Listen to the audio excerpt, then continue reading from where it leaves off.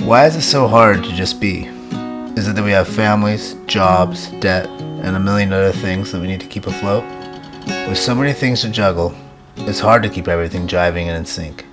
But when the entire family is healthy and the bills are paid, these elusive moments of contentness settle in. It's then that we have a moment to dream and make plans that drive us, that keep us happy, and test who we think we are and reveal who we really are. The objective was simple: sail from Squamish, BC to the fabled Princess Louisa Inlet with a crew of guys that were willing to suffer a bit with hopes of scoring good conditions to ski in this stunning yet fickle inlet.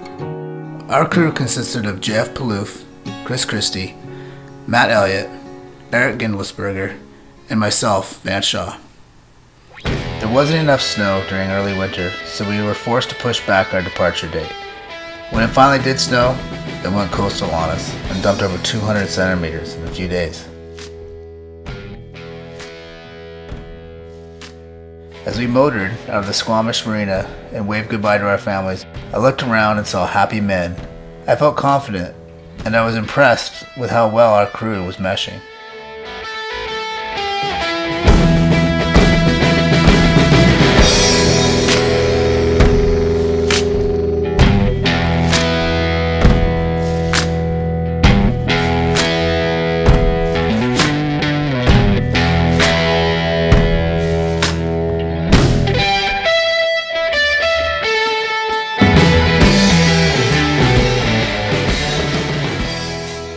As we became more confident as a crew, the wind steadily increased, and Mother Nature seemed bothered by our nonchalant reaction to her foul mood.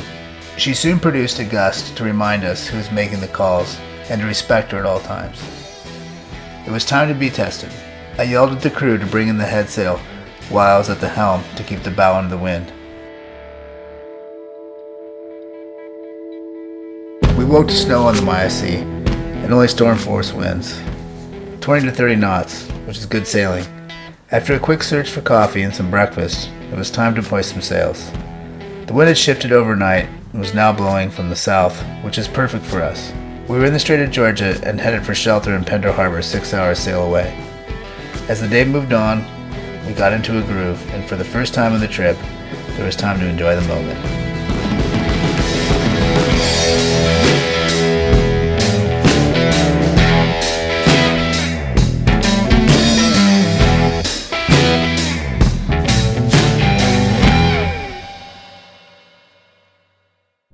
When we motored out of Pender Harbor early the next morning, the wind was not in our favor, and in these narrow waterways, the 5-horsepower diesel motor was our only hope of making our destination, Princess Louisa, by dark. We had multiple tasks ahead, but none of them were more daunting than getting through the Princess Louisa Narrows at slack tide.